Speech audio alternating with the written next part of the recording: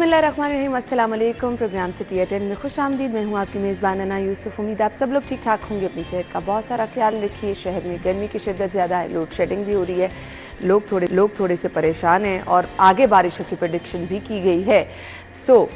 दुआ ये है कि हम सब जो हैं अच्छी सेहत के साथ, तंदुरुस्ती के साथ अपने काम अच्छे तरीके से निपटाते रहें, खुशहाल ज़िंदगी आप भी गुजारें, को भी गुजारने दें।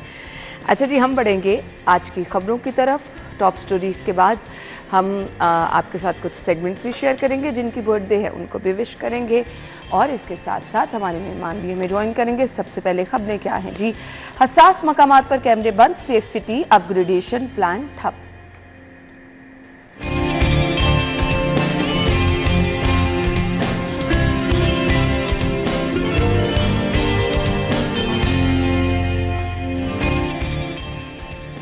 अलीम खान इस्तेहकाम में पाकिस्तान पार्टी के सदर मुकर्रर, आमिर कयानी जनरल सेक्रेटरी मुकर्रर।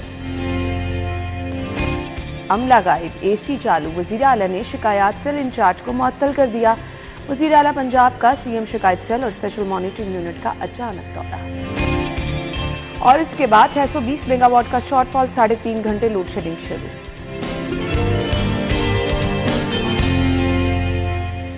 ये हैं आज की खबरें। इनकी डिटेल्स के लिए हमारे साथ हमारे सीनियर रिपोर्टर्स मौजूद हैं। आमिर रजा खान साहब, राव दिलशाद हुसैन साहब ने ज्वाइन किया है। वेलकम कहेंगे। अस्सलाम वालेकुम। वालेकुम सलाम। क्या हाल चाल है? अल्लाह करम है जी। गर्मी इंजॉय कर रहे हैं?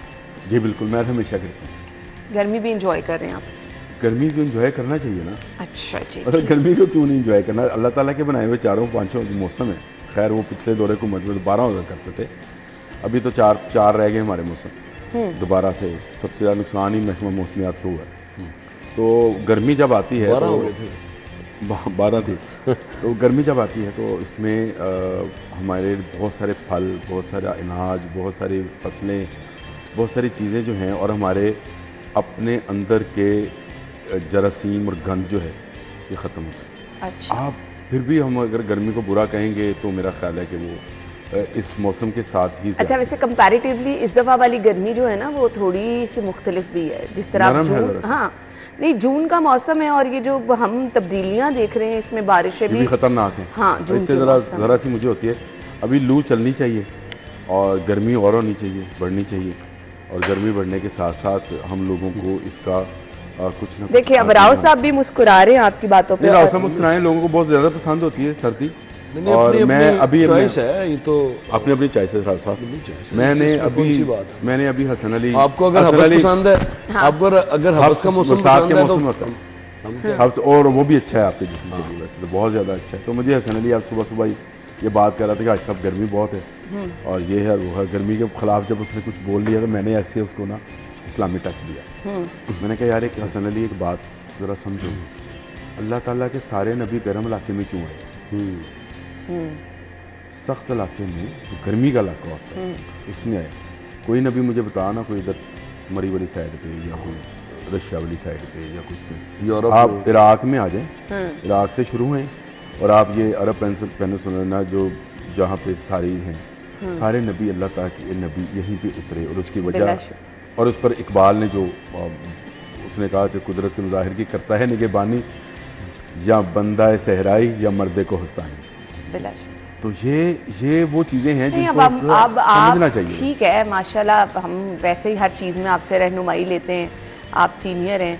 अब वो जो घर में बड़ों का किरदार होता है ना कि आपने हर बात पे कायल ही करना है सारों को और बताना है कि ये बेटा ये फायदे में ही होगा, आप वो वाला किरदार ज्यादा निभाना शुरू हो गया। मैं ये कहता हूं कि चले, गर्मी की तो जस्टिफिकेशन आपने दे दी कि हमारे लिए बेहतर है, अब लोड शेडिंग की जस्टिफिकेशन भी आप दे देंगे। ऐसी है तो मैं इसलिए राव साहब की तरफ चली जाऊँ। जरूर जाए। मेरी बेटी आमना हाथ से ऐसे कर रही थी, तो मेरी मिसेज ने मना किया, उसने तुम्हें आदी होना चाहिए गर्मी का, क्यों नहीं हो तुम?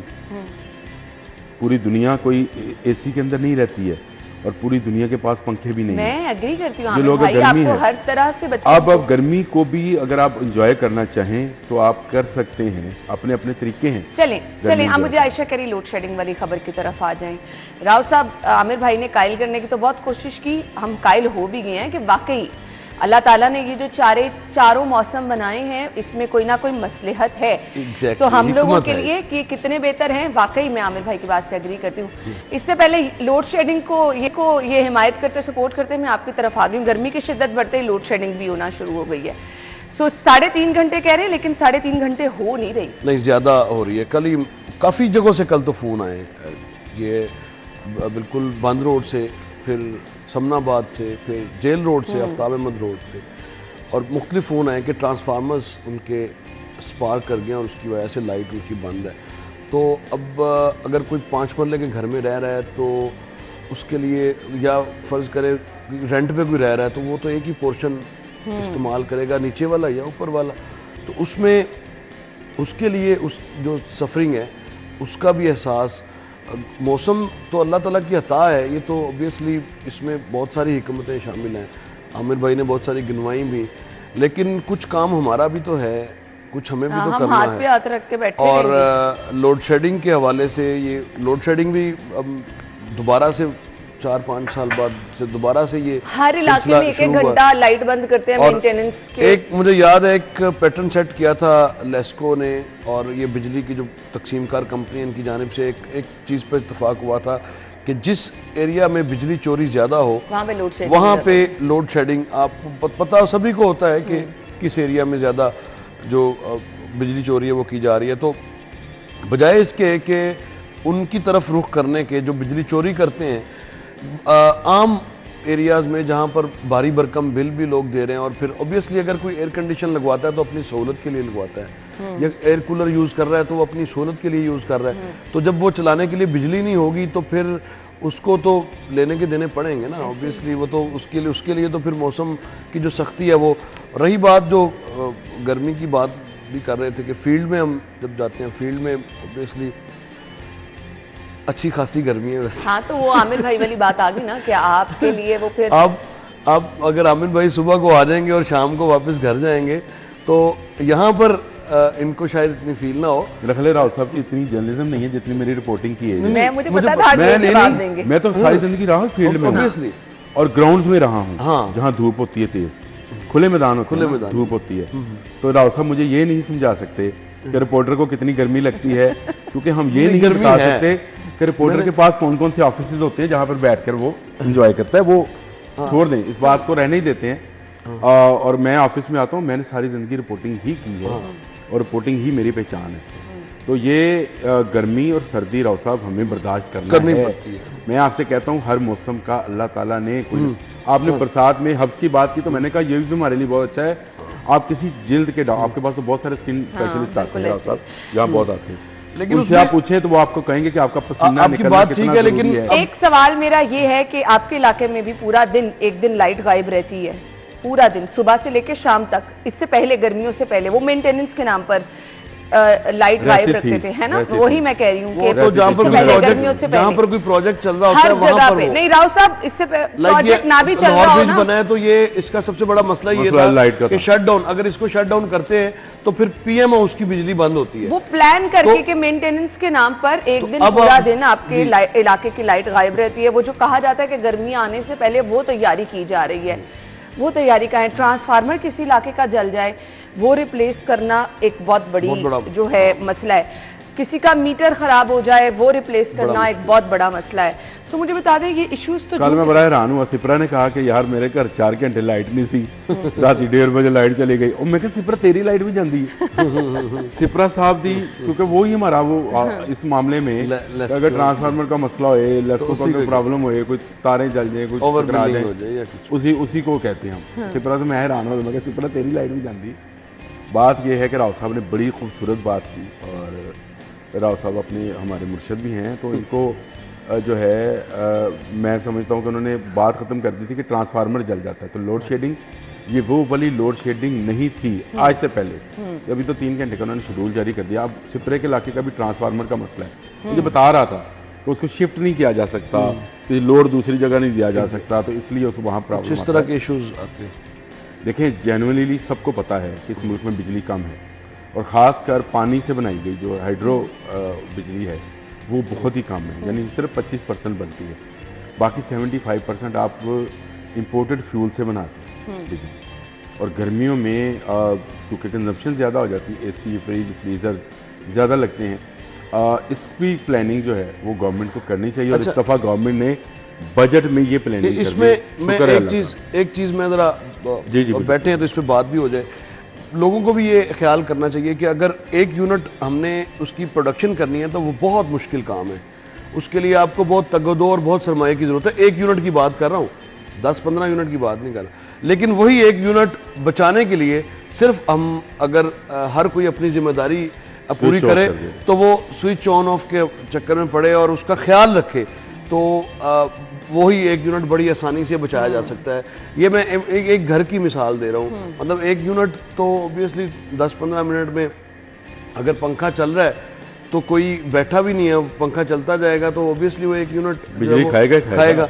अच्छा, इसी तरह से थोड़ी सी जिम्मेदारी हर किसी को अदा करनी है तो ये इसी तरह से एक यूनिट नहीं हज़ारों यूनिट बचाए जा सकते हैं जो हम ज़ाया करते हैं। तो अपनी लाइट्स को बिला वजह भी बहुत सारी जगहों पे लाइट्स जो हैं वो ऑपरेशन रहती हैं, इस्त्री का इस्तेमाल घरों में नहीं, अब लोग ये करते हैं। राव साहब जो हैं वो आज वो पॉजिटिव बात कर रहे हैं जो मैं किया करता हूँ। नहीं, हम लोगों को अपनी जिम्मेदारी मोटर चल रही है। अब देखिए राव साहब, अब लोग बड़ा नाप तोल के इन चीजों का इस्तेमाल करते हैं। मैं आपको बताता हूँ, जिस तरह से बिल आते हैं ना भारी नहीं हो रहा। एक तरफ मोटर चल रही है, दूसरी तरफ टैंकी जो है वो पानी की ओवरफ्लो होके वो अगर आप अंदाजा लगाएं कि अगर 15-20 मिनट भी वो चलती है तो आपके 2-3 यूनिट तो वो खा जाती है। तो इस तरह की चीज़ों से, इस तरह की हैबिट्स का छोटों को भी और बड़ों को भी जब ख्याल रखेंगे तो मेरा ख्याल है कि ना सिर्फ अपने घर का बिल कम आएगा बल्कि कौम का भी भला होगा, कौम का भी भला होगा। और हर किसी को अपना किरदार अदा करना है। बिला वजह जो लाइट्स हैं उनको जरा बंद रखें तो बाकी गर्मी की शिद्दत भी बढ़ेगी और इसी तरह से लोड मैनेजमेंट करना भी मुश्किल हो जाएगा क्योंकि तलब में जो है वो इजाफा होता चला जाएगा, लोग ज़्यादा इस्तेमाल करेंगे। तो अब ये तलब और रसद का डिफरेंस थ्रू आउट रहना है, लोड शेडिंग का दौरानिया इससे भी ज़्यादा बढ़ना है। एक तरह से ब्लेसिंग इसलिए भी है कि बिल थोड़ा सा कम आ जाएगा, अदरवाइज अगर लोड शेडिंग ना हुई तो बिल कोई भी नहीं अदा कर सकेगा। ब्रेक के बाद आपको ज्वाइन करेंगे, स्टे विद अस।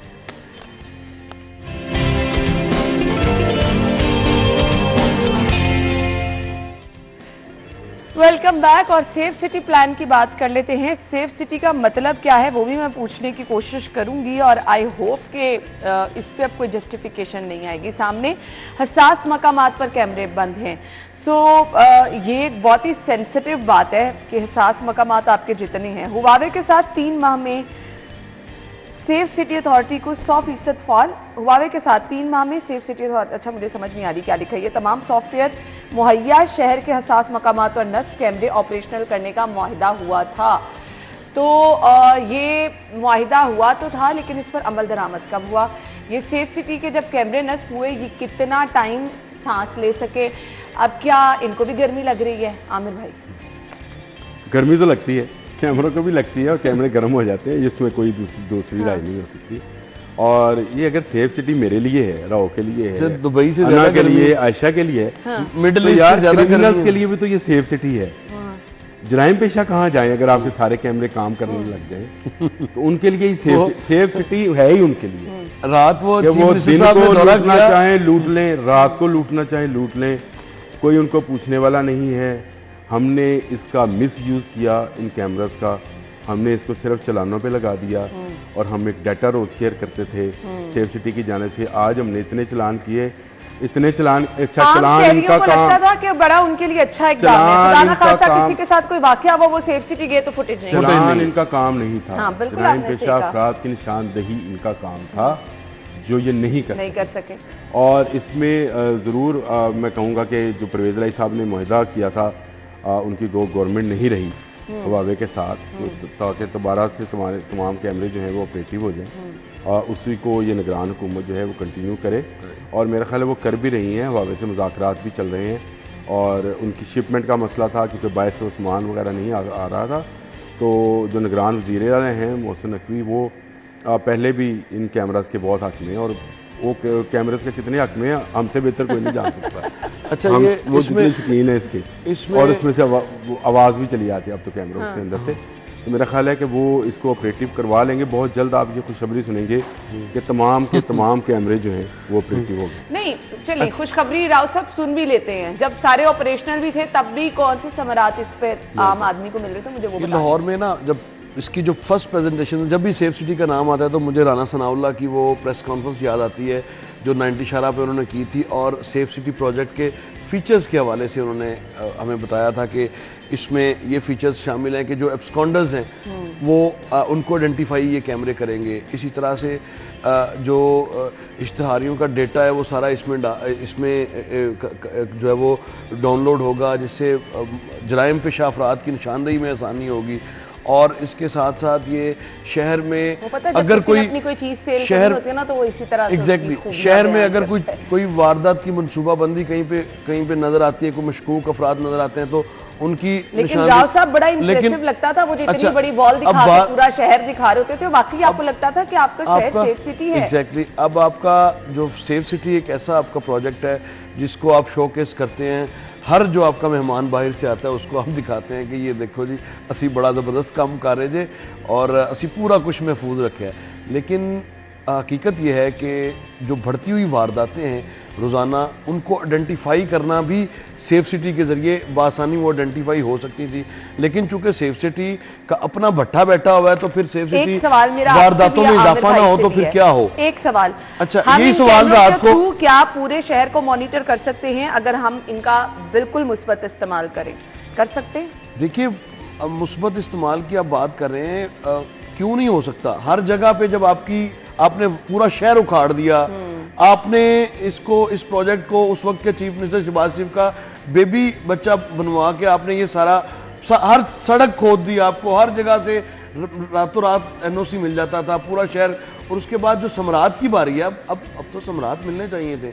अब सम्राट कहाँ है? जब भी बात होती है कहीं भी वारदात हो जाती है तो पता चलता है मौके का तो कैमरा ही खराब है। और उसके बाद वो जाके वो एक वारदात के लिए ट्रेस करना था एक गाड़ी को, तो मेरे कुछ दोस्त सेफ सिटी गए पुलिस के साथ, तो वो बेचारे 6 घंटे ऐसे दीवार के साथ वो देखते रहे कि पता नहीं कब गाड़ी गुजरती है और कब। अच्छा, कैमरे ऑपरेशनल होना ना होना एक बात है, हमें तो यहाँ पे बहुत सारे रिपोर्टर हमारे ये खबरें रिपोर्ट करते रहे हैं कि चोर उतार के ले जाते कैमरे। जी, बैटरीज चोरी हुई है। हाँ। बैटरीज चोरी होती है। कैमरे की तो ऐसी कीमत कोई नहीं है।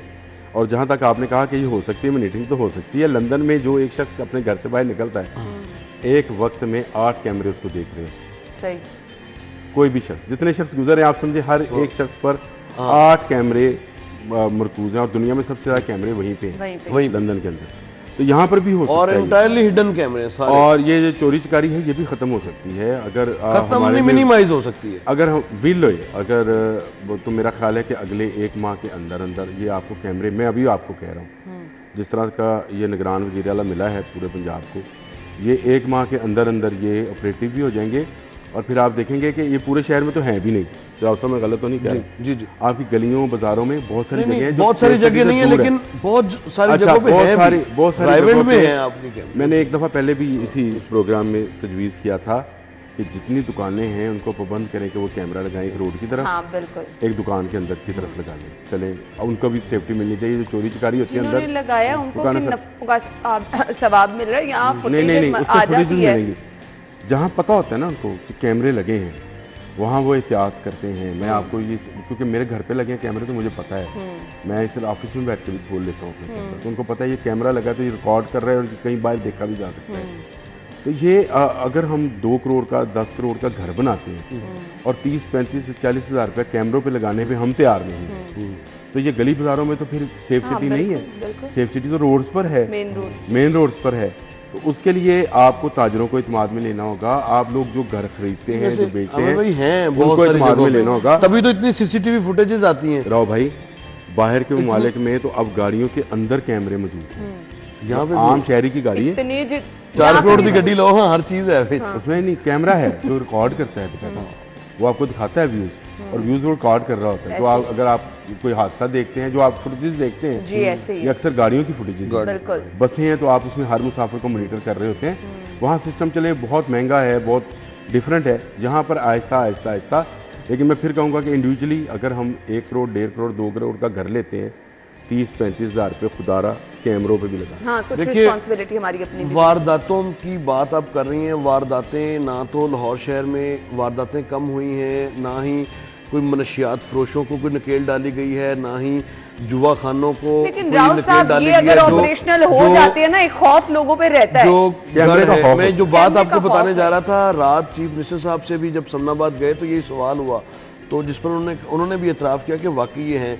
अब सवाल ये है कि उनके आसपास जो पुलिस ऑफिसर्स हैं वो भी मौजूद थे। अब ये क्यों इस तरह की नौबत आ रही है कि हमें कम से कम कोई किसी हद तक तो मैं इस बात पे मैं तो कायल हूँ वैसे कि जराइम का खात्मा 100% मुमकिन नहीं है, लेकिन मिनिमाइज़ किया जा सकता है बेटर सर्विस डिलीवरी से। आप जो अगर कोई कंप्लेन लेके गया पुलिस स्टेशन में तो उनकी कंप्लेन को दर्ज करें। सेफ सिटी की वो मामलत, आमिर भाई सेफ बार-बार सिटी और निगरान पुलिस वज़ीर आला की स्टेशन, मिसाल दे रहे सेफ हैं कि सिटी अगर और आप पुलिस उन्होंने- स्टेशन का बड़ा जराइम की रोकथाम आप में बड़ा सही कह रहे हैं। किरदार है। तो इनका लाइजन मजीद बेहतर बनाने की जरूरत है ताकि जो चलें, जिस अब बंदे को भी निगरान पकड़े वज़ीर आला साहब ने कम कहा से है तो कम इस पर हो भी जाएगा आमिर भाई, क्योंकि कैमरों के बहुत सारे नताइज भुगत भी चुके हैं, इसलिए बार बार उन्होंने इस चीज़ पे फोकस भी किया है कि निगरान वज़ीर आला साहब ने अगर कहा है तो वो इस पर अमल भी कराएंगे। और फिर लेकिन उस तरह वाले फ़ाइन नहीं हो पाएंगे, हाँ नहीं 500 रुपये तो भी 500 रुपये वाला फ़ाइन पहले नहीं हो पाएगा। हम ब्रेक ले लेते हैं, ब्रेक के बाद ज्वाइन करेंगे स्टे विद अस।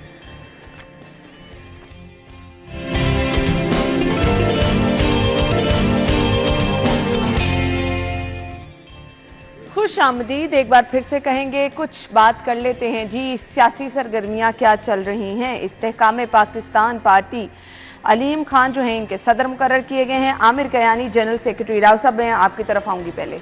देखिए प्रोग्राम जो पार्टी बनाई गई है, इस पार्टी में बहुत सारे वही लोग हैं जो मैंने सवाल भी बल्कि कुछ रोज़ कबल एक सियासी शख्सियत को किया कि इसमें तो बहुत सारे वही लोग हैं जो मुल्क को अदम इस्तेहकाम की तरफ धकेलते धकेलते खुद अदम इस्तेहकाम की तरफ गए हैं और फिर अब उन्होंने इस्तेहकाम पाकिस्तान पार्टी को ज्वाइन किया है। तो ऐसी सूरत हाल हमने देखा है कि बहुत सारे लोग इलेक्टेबल्स भी हैं, लेकिन अभी बहुत सारा कुछ भी कहना कबल अज़ वक्त है, क्योंकि पार्टी की स्पेस बनाना, एक पार्टी पॉलिटिकल पार्टी को एक स्पेस बनाने में बहुत वक्त दरकार है।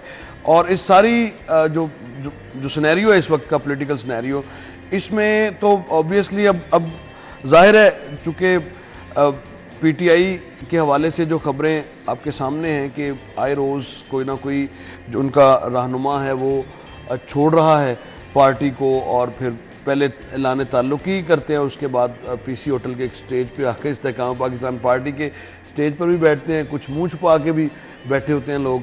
तो इस तरह की नौबत तो है, लेकिन पाकिस्तान में अब राव साहब नाम प्रोमिनेंट है जी, जो नाम हो रहे हैं। इलेक्टेबल्स हैं। अगर आप साउथ पंजाब की बात करेंगे तो आपको बहुत सारे इलेक्टेबल्स मिलेंगे। अब इलेक्टेबल्स की पॉलिटिक्स जो है वो जहांगीर तरीन साहब ने जो सारा सपोर्ट किया था उस वक्त पीटीआई की गवर्नमेंट जब बनवाई थी तो वो जहाज़ इलेक्टेबल्स को ही लेकर आ रहा था और इलेक्टेबल्स की वजह से ही वो उस वक्त गवर्नमेंट बनी।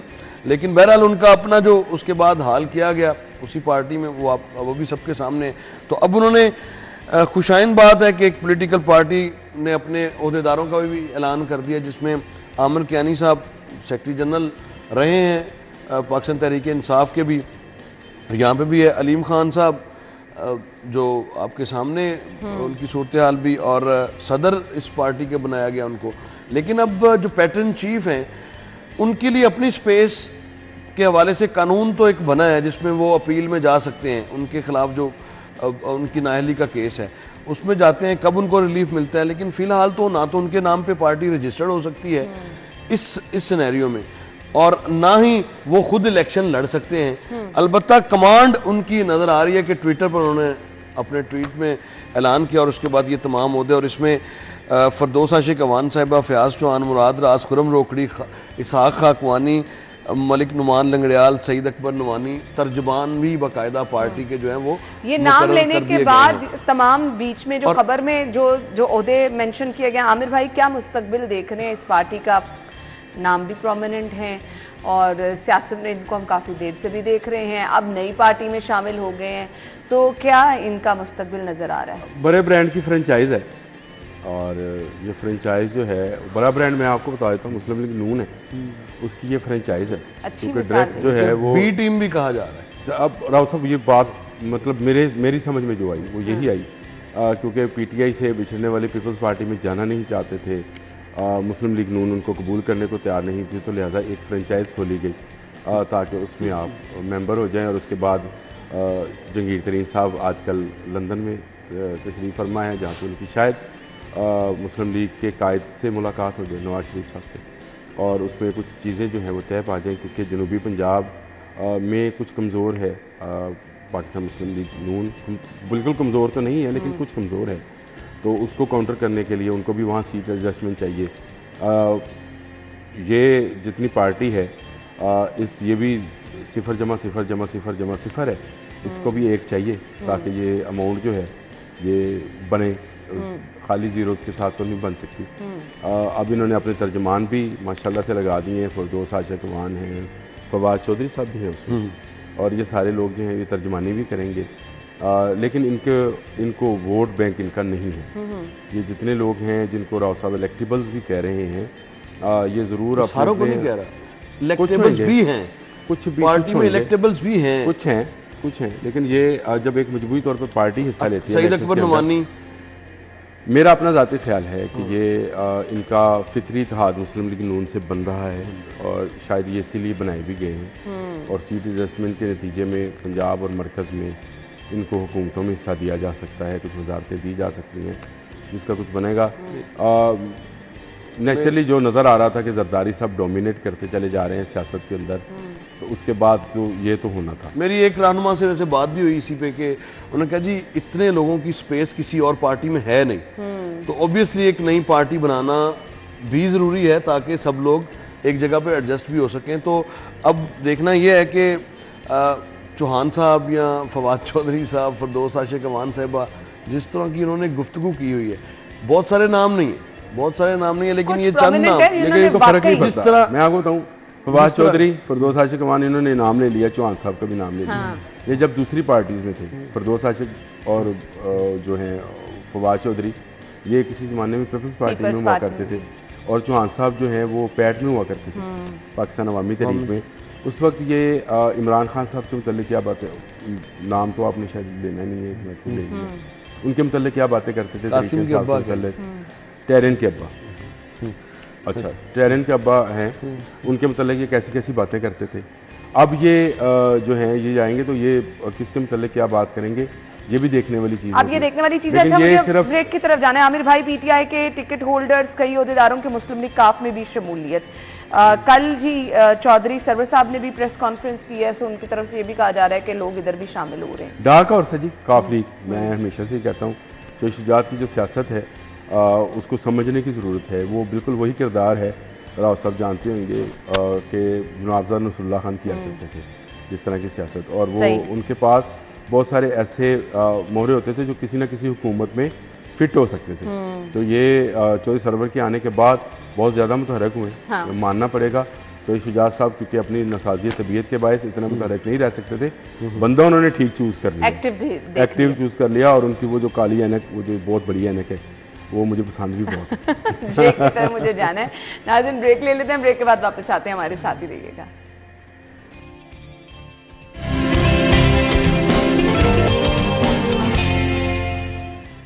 Welcome back once again. अच्छा जी, वज़ीर आला पंजाब का सीएम शिकायत सेल और स्पेशल मॉनिटरिंग यूनिट का अचानक दौरा।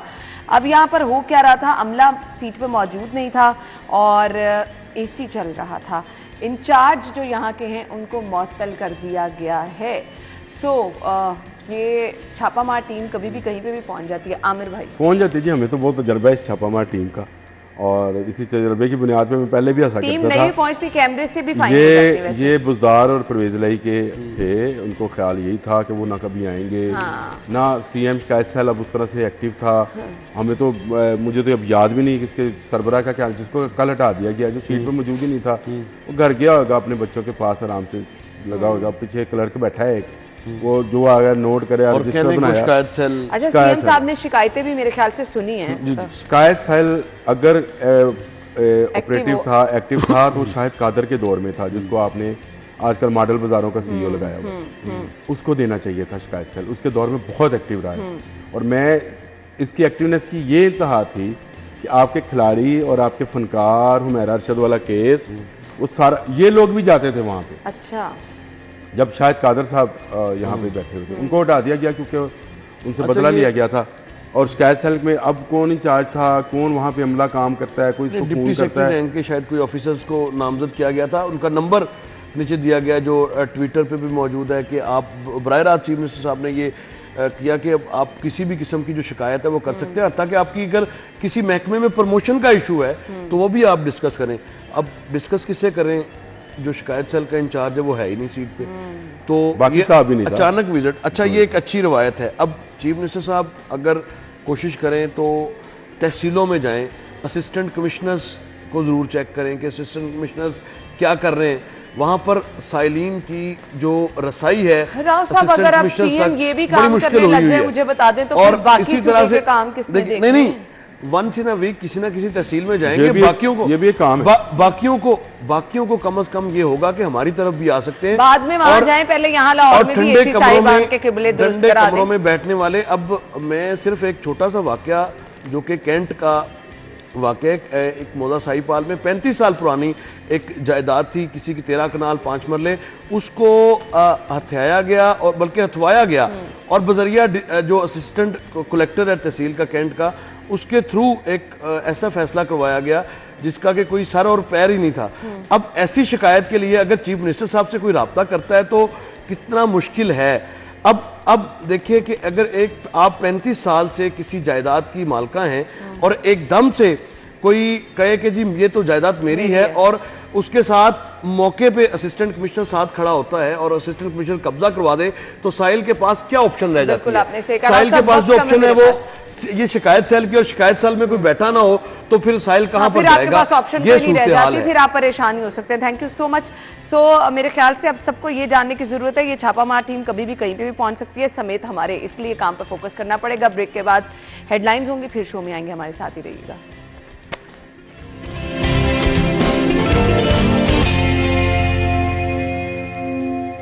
अच्छा जी, कंपैरेटिवली तो हम ये देखते हैं कि ईद से पहले सब्जियों की कीमतों में इजाफा होना शुरू हो जाता है। अभी कुछ सब्जियों की कीमतों में इजाफा देखा जा रहा है, कुछ की कीमत में बैलेंस है, लेकिन जैसे जैसे ईद करीब आएगी आप देखिएगा, क्योंकि ईद पे सब लोगों ने खाने शाने बनाने होते हैं, सो अभी से अगर आप कुछ चीज़ें ख़रीद लें, क्योंकि आपके पास किचन मैनेज जो लोग करते हैं उन्हें पता है कि आप लहसुन अदरक का पेस्ट भी बना के रख सकते हैं। गर्मी में प्याज आप ज़्यादा नहीं ख़रीद सकते, ख़राब हो जाता है। सो थोड़ी सी चीज़ें जो आप ख़रीद सकते हैं और उनको आप रिज़र्व कर सकते हैं वो आप ज़रूर कर लीजिएगा।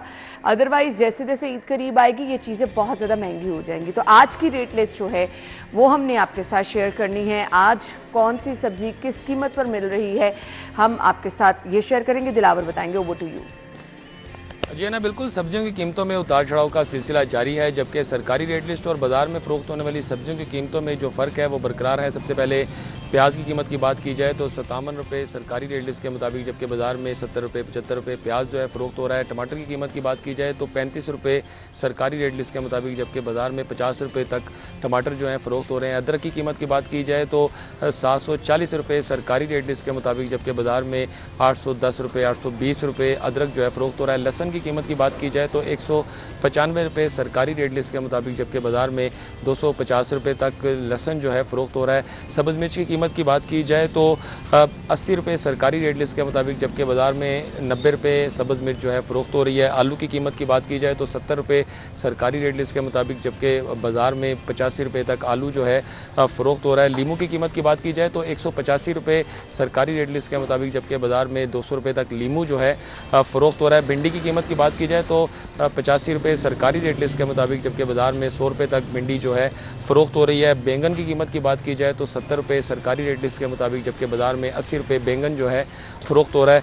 बंद गोभी की कीमत की बात की जाए तो 35 रुपये सरकारी रेट लिस्ट के मुताबिक, जबकि बाज़ार में 50 रुपये तक बंद गोभी जो है फ़रोख्त हो रही है। टिंडों की कीमत की बात की जाए तो टिंडे 90 रुपये सरकारी रेट लिस्ट के मुताबिक, जबकि बाज़ार में 100 रुपये तक टिंडे जो है फ़रोख्त हो रहे हैं। खीरे की कीमत की बात की जाए तो 80 रुपये सरकारी रेट लिस्ट के मुताबिक, जबकि बाज़ार में 95 रुपये तक खीरे जो है फ़रोख्त हो रहे हैं। ठीक है Dilawar, thank you so much. आपने हमें सब्जियों की कीमतें काफ़ी डिटेल में बता दी हैं कि जी कौन सी सब्ज़ी कौन सी कीमत पर मिल रही है, और मार्केट में अगर आप जाएंगे तो आपको कंपैरेटिवली इसके इर्द गिर्द ही रेट जो है वो मिलेगा।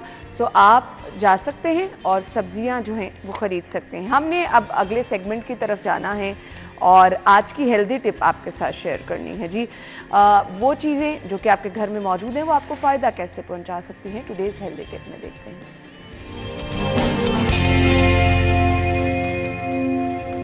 अच्छा जी, वो लोग जो कि परेशान रहते हैं कि सर में दर्द रहता है, सो इसके लिए हमारे एक्सपर्ट्स जिनको हम बुलाते रहते हैं वो अक्सर कहते हैं कि सबसे पहले अपनी नज़र का मुआयना कराएं। तो खुदा ना खास्ता ये इशू हो भी सकता है, जिनको नहीं भी है या जिनको लगता है कि फैमिली हिस्ट्री है तो थोड़ा सा बिनाई का इशू हो सकता है, उन्होंने क्या करना है जी। बिनाई को तेज़ करने के लिए चीज़ें आप क्या क्या इस्तेमाल कर सकते हैं। आप बादाम ले लें, चुटकी भर सौंफ ले लें, एक मिश्री ले लें, रात को सोते हुए अगर आप इसको खा लेंगे सो ये आपके लिए जो है वो बहुत ज़्यादा मौसर भी होगी, नेचुरल चीज़ें हैं और इससे आपकी बिनाई भी तेज़ होगी। सरसों के तेल के चंद कतरे आंखों पर लगा लें, रात को सोते वक्त इसकी मालिश कर लें। आप हल्का सा जेंटली, जिसे मसाज कहते हैं, वो कर लें, वो भी आपके लिए बहुत अच्छा होगा और आंखों की खुश्की, आंखों की मुख्तलिफ बीमारियों से निजात मिल जाती है। गाजरों का इस्तेमाल ज़्यादा से ज़्यादा करें, बिनाई के लिए बहुत ज़बरदस्त है। और इसके साथ साथ गुस्ल करने से पहले पाँव के अंगूठों पर सरसों का तेल लगा लीजिए। इससे भी कहा जाता है कि नज़र आपकी कभी भी कमज़ोर नहीं होगी। सो ये वो टोटके हैं जो कि आपका टाइम भी नहीं लेते हैं, बस आपने थोड़ा सा जो है इस चीज़ का ख्याल रखना होता है और आपको इसका फ़ायदा ही होता है। अच्छा जी, अगर फ़ायदा नहीं भी होता तो मैं आपको ये बता दूं कि इसका नुकसान कोई नहीं होगा, सो इससे आपने परेशान नहीं होना कि कोई साइड इफ़ेक्ट ना हो जाए। सौंफ 25 ग्राम, धनिया 10 ग्राम, ज़ीरा सफ़ेद 25 ग्राम, काली मिर्च 25 ग्राम और मग्ज़ बादाम 25 ग्राम लेके इसका एक सफ़ूफ सा तैयार कर लें और इसको आप दिन में कभी भी खा लें, दूध में मिक्स करके खा लें। बच्चे नहीं खाते तो आप उन्हें दूध में मिक्स करके दे सकते हैं, इसका भी बहुत ज़्यादा फ़ायदा होगा। सुरमा डालने से भी जो है वो नज़र तेज़ होती है, लेकिन प्लीज़ ध्यान आपने ये रखना है कि बहुत अच्छी जगह से अपने सामने अगर आप लेंगे तो ये ज़्यादा बेहतर होगा। सौंफ, दूध और बादामों का रोज़ाना अगर आप इस्तेमाल करें। अच्छा जी, सौंफ का बार बार जिक्र आ रहा है, हर जगह पर आ रहा है, सो आप अंदाज़ा कर सकते हैं कि इसका फ़ायदा कितना है। दूध में अगर आप इसका इस्तेमाल कर रहे हैं, बादामों के साथ इस्तेमाल कर रहे हैं, तो ये वो चीज़ें हैं जो अल्टीमेटली आपको पहुंचाती हैं। तमाम नेचुरल चीज़ें, तमाम चीज़ें आपके घर में मौजूद, ज़्यादा एफर्ट भी नहीं आपको करनी पड़ेगी और इसका फ़ायदा आपको पहुंचेगा। सो ये था जी हमारा आज का टोटका जो आपके साथ शेयर किया। अभी एक ब्रेक ज्वाइन करेंगे, एक ब्रेक के बाद।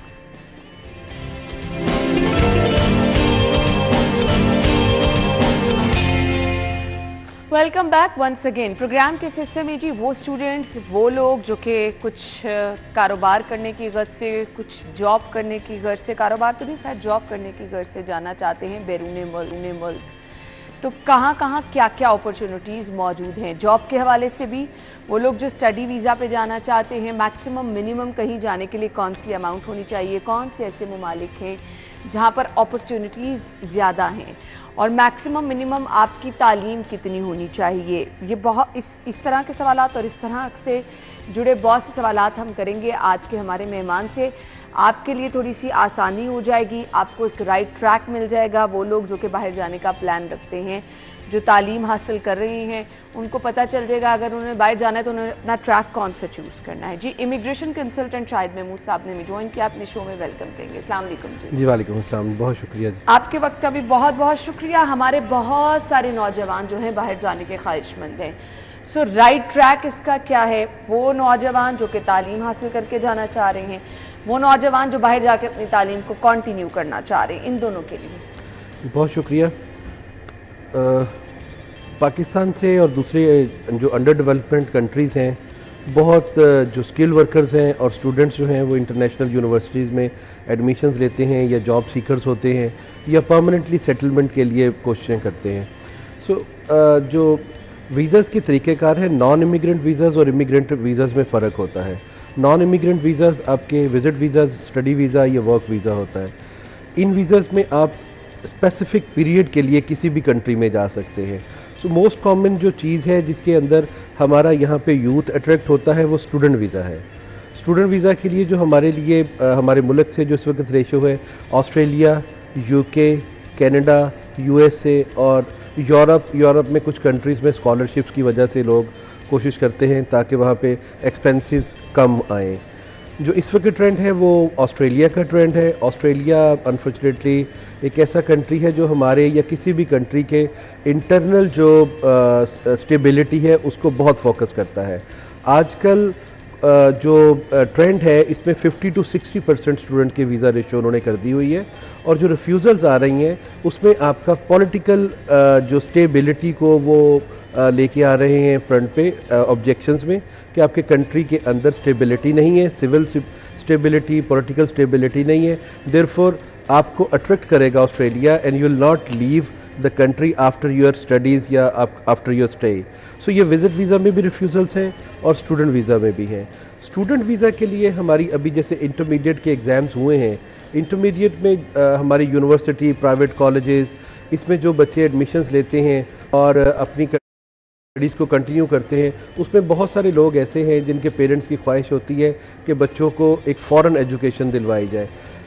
उसमें भी हमारा अलमिया ये है कि पिछले 1.5-2 साल से जो हमारी करेंसी डिवैल्यू हुई है उसमें पेरेंट्स के जो बजट के ऊपर काफ़ी ज़्यादा इम्पेक्ट आया है। मीन डॉलर का रेट, पाउंड्स का रेट, या यूएस या कैनेडियन डॉलर इनको ले लें, यूरो को ले लें, सो यहाँ पे पेरेंट्स के लिए बजट में प्रॉब्लम्स आई हैं। उनको ज़्यादा फ़ी पे करनी पड़ रही है, उनको बैंक स्टेटमेंट की मद में जो उन्होंने लिविंग एक्सपेंसेस या फर्दर फ़ी के लिए अपने सेविंग्स दिखानी होती हैं वो ज़्यादा करनी पड़ रही हैं। इम्पेक्ट है, लेकिन फिर भी जो पेरेंट्स जिन्होंने डिसाइड किया हुआ है उन्होंने अपने बच्चों को भेजना है। सो राइट डायरेक्शन देखें, जो इमिग्रेशन सीकिंग कंट्रीज़ हैं, जो इमिग्रेशन ऑफरिंग कंट्रीज़ हैं, उसमें ऑस्ट्रेलिया और कनाडा है, जिसमें आप स्टडी कंप्लीट करने के बाद अपने आप को किसी भी उनकी इमिग्रेशन की डिफरेंट सब क्लासेस या प्रोग्राम्स होते हैं उसमें पॉइंट्स कैलकुलेशन में आके आप अपने आप को परमानेंट रेजिडेंसी में कन्वर्ट करवा सकते हैं।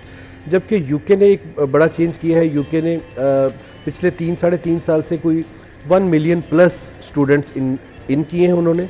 उसमें स्टूडेंट्स के जो फैमिलीज़ हैं they were also allowed to join them. अभी जनवरी इनटेक से सवाए जो रिसर्च प्रोग्राम है कोई भी स्टूडेंट अपनी फैमिली को अकम्पनी नहीं कर सकेगा। और दूसरा मेजर चेंज ये है कि जो कनाडा है उसमें आइल्स के अलावा और कोई टेस्ट एक्सेप्ट नहीं होता था। उन्होंने PTE टेस्ट जो है 23 अगस्त से वो इम्प्लीमेंट कर रहे हैं। पियर्सन लैंग्वेज टेस्ट है ये कंपैरेटिवली आइल्स से आसान है। ठीक है, उसमें टेक्निकलिटीज़ ज़्यादा है, उसमें ग्रेड ज़्यादा हाई चाहिए होते हैं इंग्लिश में।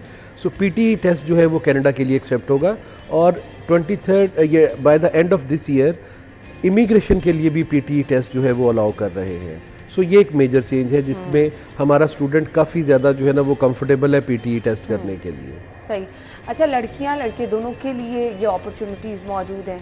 अगर हम ख़ास तौर पर स्टूडेंट्स की बात करें तो जो हमारी ख़वातीन स्टूडेंट्स हैं उनके लिए भी ये अपॉर्चुनिटी है। जेंडर की डिस्क्रिमिनेशन तो कोई नहीं है, लेकिन समहाउ हमारे जो बच्चे एज लिमिट भी देखें, अगर आपके पास 16 ईयर्स एजुकेशन है, बैचलर आपने किया हुआ है, सो मास्टर्स के लिए किसी भी वक्त आप अपनी स्किल्स को इम्प्रूव करने के लिए या फर्दर अपने करियर को इन्हांस करने के लिए, उसको बूस्ट देने के लिए आप एक फॉरेन एजुकेशन को प्रेफर करते हैं।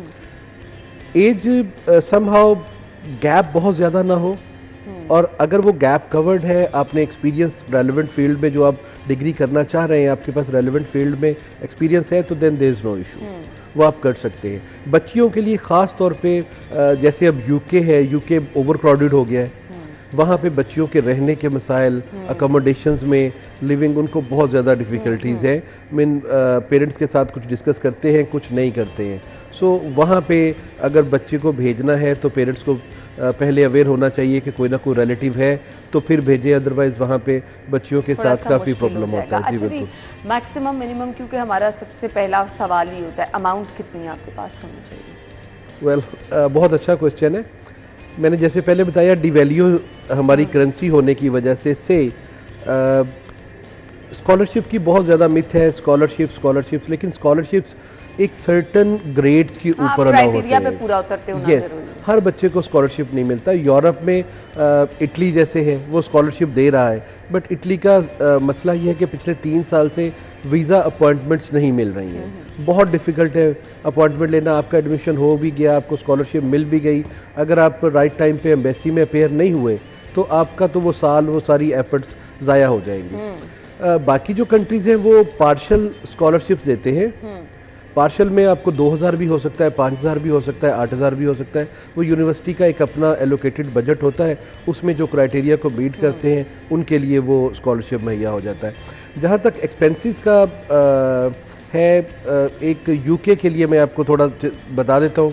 5-6 हज़ार पाउंड भी अगर कोई इनिशियल डिपॉजिट करवाता है सो ये 20 लाख रुपए तक आजकल आ जाती है। उसके बाद वीज़ा फ़ीस है, उसके बाद हेल्थ कवर है। सो अराउंड 25-26 लाख रुपीज़ जो है ना कम अज़ कम होने चाहिए। ठीक है, फैक्ट्स है। इसी तरीके से ऑस्ट्रेलिया कोई अंडरग्रेड के लिए 12-13 हज़ार डॉलर पर सेमेस्टर हाफ ईयर का स्टूडेंट को पहले यहाँ पे करना पड़ता है। सो 12,000 मीन 200 का अप्रॉक्सीमेटली 24 लाख रुपया ये हो गया। सेम जो कनाडा है, कनाडा में 2 प्रोग्राम है, एक स्टूडेंट डायरेक्ट स्ट्रीम है, एक नॉन स्टूडेंट डायरेक्ट स्ट्रीम है। जो SDS प्रोग्राम है उसमें फुल ईयर ट्यूशन फ़ी आपको एडवांस जमा करवानी है। उसमें वीज़ा रेशियो देखें, SDS लाने का मकसद ये है कि जो वीज़ा ऑफिसर है उसको जेन्युइन स्टूडेंट और नॉन जेन्युइन स्टूडेंट में जो है ना फ़र्क करने में प्रॉब्लम है।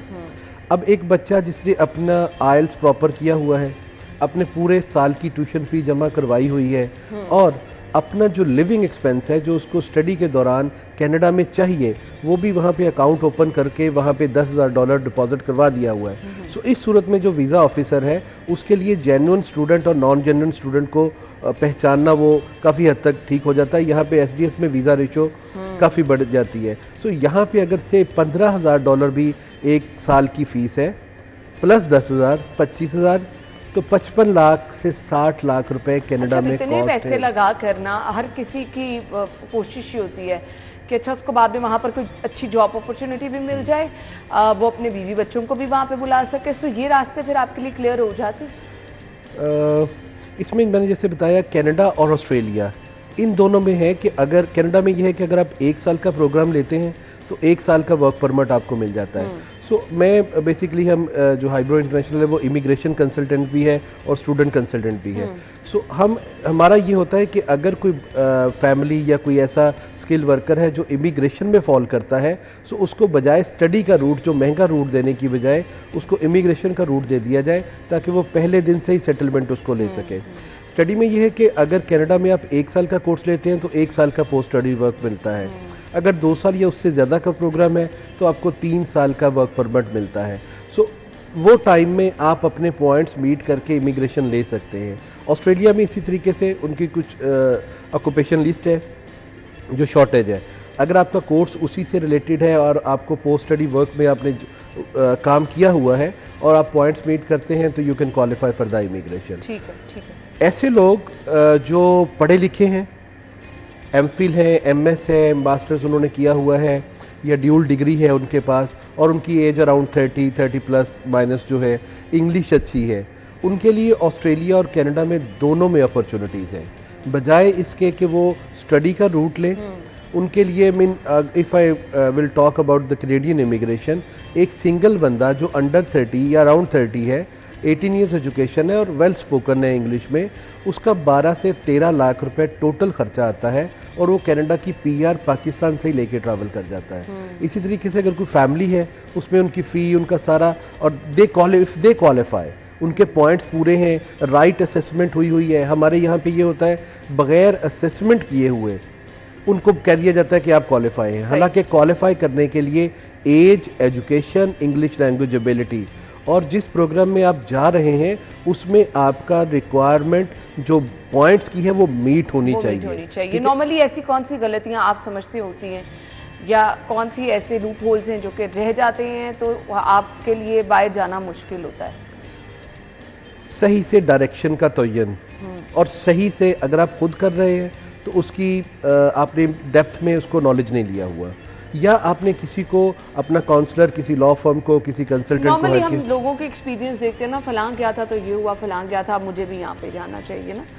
सो वो कौन सी, मैं सिर्फ जानना चाह रही थी कि इश्यूज ऐसे आपके सामने आते हैं जिसकी वजह से अगर कोई लेट्स सपोज ऑस्ट्रेलिया जाना चाह रहे हैं सो ये इश्यूज होते हैं जिसकी वजह से वो नहीं जा पाता। अगर हम इमिग्रेशन की बात करें तो इमिग्रेशन में IELTS का लेवल वो बहुत इम्पोर्टेंट है।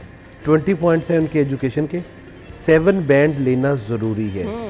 चारों मॉड्यूल्स में 7 होगा तो उसको पॉइंट्स मिलेंगे नहीं होगा तो 0 पॉइंट मिलेंगे। ठीक है। सो अगर आप असेसमेंट, जैसे मैंने पहले कहा, ड्यूरिंग असेसमेंट अगर आपने राइट अपने प्रोग्राम और उसकी असेसमेंट में अपनी जितनी भी चीज़ें हैं वो मीट नहीं की हुई तो you have to wait long, ठीक है। या फिर आपने ऑक्यूपेशन ऐसा डिसाइड कर लिया जो चूज ही नहीं हो रहा, जो पिक ही नहीं कर रहे हैं वो, सो आप बैठे रहेंगे and you will not be picked up. सही सही। So, इसमें ये वैल्यूएशन बहुत ज़रूरी होती है कि कौन सा ऑक्यूपेशन डिमांड में है और आपने कैसे अप्लाई करना है। सही सही। ये तो जी आपके लिए गाइडलाइन थी जो कि जारी कर दी गई है। मैसेज क्या देखने वालों को आप देना चाहें? जी मेरा मैसेज यही है कि आजकल बहुत ज़्यादा इंक्वायरीज आ रही हैं कि कनाडा का विज़िट वीज़ा लें और वहाँ जाके आप अपने वीज़ा को स्विच करवा सकते हैं। सबसे पहले तो गारंटी वीज़ा कोई नहीं है, डन कुछ नहीं है। अगर आप किसी को अपने डॉक्यूमेंट्स दे रहे हैं, अपना केस दे रहे हैं, सो बी अवेयर कि अगर उसने कोई ऐसी इन्फॉर्मेशन उसमें पुट कर दी, आप दोबारा जो गलत है, फेक है, मिस रिप्रेजेंटेशन कर दी, आपकी क्वालिफ़िकेशन बढ़ा दी, कम कर दी, आपका एक्सपीरियंस कुछ और है और आपको कुछ और बना दिया, तो आप दोबारा उस एम्बेसी में एंटर नहीं हो सकेंगे, आप बैन हो जाएंगे। और दूसरी बात यह है कि विज़िट वीज़ा कनाडा का लो और वहाँ जाके कन्वर्ट करवा लो। ये इमिग्रेशन या स्टूडेंट वीज़ा लेने से ज़्यादा मुश्किल काम है। अगर आप विज़िट वीज़ा लेके वहाँ पे चले भी जाते हैं तो आपके पास ऑप्शन स्टडी परमिट है, उसमें आपको फ़ीसें जमा करवानी है और अपने आप को इंटरनेशनल स्टूडेंट कन्वर्ट करवाना है। और दूसरी, अगर आपने जॉब ऑफ़र कोई जो कन्वर्जन का वे है, उसमें जॉब इतनी आसानी से, एक विज़िट वीज़ा पे शख्स गया हुआ है, उसको कैनेडियन मार्केट में जॉब लेना इतना आसान नहीं है। सो उसमें फिर वो ऐसे लोगों के हत्थे चढ़ जाता है जो उससे पैसे वगैरह बहुत ज़्यादा चार्ज करते हैं और उसके बाद भी इमिग्रेशन का रूट नहीं बनता। तीसरा, जिसको हम डिस्करेज करते हैं, अच्छा भला इंसान होता है, वहाँ एयरपोर्ट पे जाके असाइलम कर देता है और उसके बाद 3-4 साल तक वो असाइलम के केसेस झूठ पे झूठ बोलता है। अब रिलीजियसली उसको जो है वो बहुत ज़्यादा चीज़ों में इन्वॉल्व होना पड़ता है। उसके बाद जाके कुछ 6 साल तो वैसे ही पाकिस्तान नहीं आ सकता। सो ये वो रूट्स हैं, आप बी अवेयर, जब भी ये केस अप्लाई करें तो शॉर्टकट्स में ना जाएं, प्रॉपर इन्फॉर्मेशन लें, उसके बाद डिसाइड करें। इसके लिए कंसल्टेंट का अच्छा होना, पुरएतमाद होना बहुत ज़्यादा ज़रूरी है। थैंक यू सो मच, आपके वक्त का बहुत बहुत शुक्रिया। नाज़रीन, ब्रेक होगी और ब्रेक के बाद हम आपको एक बार फिर से शो में ज्वाइन करेंगे। हमारे साथ रहिए।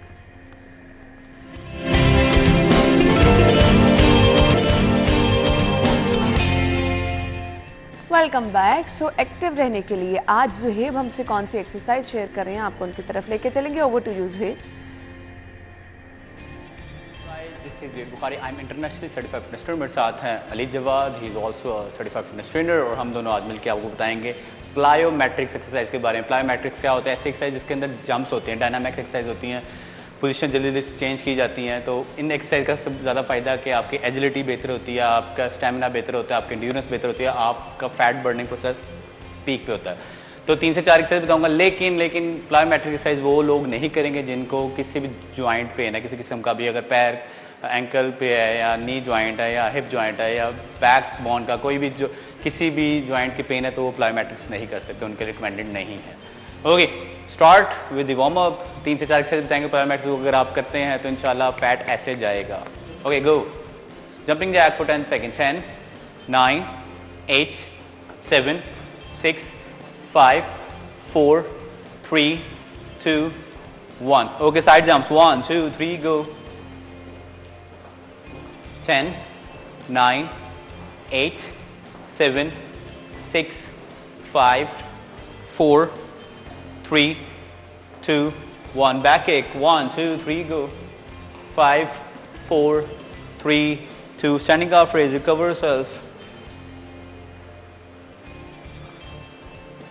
5, 4, 3, 2, and 1. Perfect. Okay, let's start. Are you ready? Yes. Okay. Start with the burpees. Burpees करेंगे, मैक्सिमम नीचे जाएंगे। अच्छा, burpees with push-up करें। 5 burpees. Okay, 1, 2, 3 and go.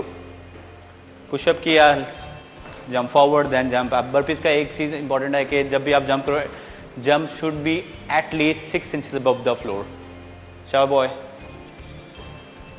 Perfect perfect perfect. और जो प्लायोमेट्रिक एक्सरसाइज है वो बिगनर्स के लिए नहीं होती, वो उन लोगों के लिए प्लायोमेट्रिक्स होती हैं जो ऑलरेडी एक्सरसाइज कर रहे होते हैं। तो जो बिगनर्स हैं उन एक्सरसाइज को ट्राई ना करें, कोई इंजरी ताकि ना हो जाए, ताकि आप सेफ जोन में रहें। अच्छा, 1 रैप मोर बॉय। ओके, वेरी गुड, शाबाश। रिकवर योरसेल्फ, थोड़ा सा मार्च, रिलैक्स योरसेल्फ, शाबाश, excellent. Okay, now jump squat 1 2 3 and go. Again protocol same रहेंगे इसके, अगर आप स्क्वाट्स भी कर रहे हो, स्क्वाट्स कर रहे हो, जंप स्क्वाट कर, प्रोटोकॉल सेम रहेंगे। आपका बॉडी वेट आपकी हिप्स पे आना चाहिए, नीज आगे नहीं जाने चाहिए, स्क्वाट पूरा ही बिलो द नी है। शाबाश शाबाश, 2 reps more 1 and 2 फाइन। ओके, नेक्स्ट एक्सरसाइज करेंगे jump squat with side jump, ठीक है। अच्छा, ये अगर आप घर पे कर रहे हो तो आपने कोशिश करनी है 10 रैप्स के 3 सेट्स करने हैं। हम यहाँ पे 2 सेट्स करेंगे। Okay, come on, side jumps करेंगे स्क्वाट के साथ। जो वेरी गुड, शाबाश। और जंप हाई, कम ऑन शाबाश boy, perfect perfect perfect, excellent excellent, बहुत अलग। 5 4 3 2 एंड 1, शाबाश। Okay, take a break, 10 second break लेंगे। इसके बाद दोबारा से हम यही सर्किट दोबारा स्टार्ट करेंगे, यही एक्सरसाइज एक दफ़ा और रिपीट करेंगे। हाँ जी, आर यू रेडी? या टाइम चाहिए? कोई जल्दी नहीं है। सबसे पहले अपनी बॉडी की सुननी है कि अगर आपकी बॉडी कहती है कि हाँ ठीक है आई एम प्रिपेयर, तो फिर आपने एक्सरसाइज करनी है। ओवरलोड नहीं डालना, लोड डालना है बॉडी पे लेकिन ओवरलोड नहीं डालना। Okay, let's start with the burpees again. 5 burpees just, 1 2 3 and go. 1 2, perfect boy, 3, 2 more, 4, 1 more, and 5, perfect। Next exercise पे जाए नहीं, आप ब्रेक करनी है? चैलेंज पे आपका ही फैसला है, करें स्टार्ट। Jump squat. एक चीज़ का हमेशा ख्याल रखना है कि यार जब आप किसी को ट्रेनिंग करा रहे हो, ऑब्वियसली दूसरा बंदा एक्सरसाइज करे, आपने उससे ज़रूर पूछना है भाई आपके मेंटल, हाँ जी करें करें, आपने ज़रूर पूछते रहना, उससे बात करते रहना कि यार भाई आप ठीक हो, सब ओके है, क्योंकि आपने अपनी साइंस। कल होगी मुलाकात आपसे सेम टाइम पर। अपना बहुत सारा ख्याल रखिएगा। अल्लाह हाफिज़।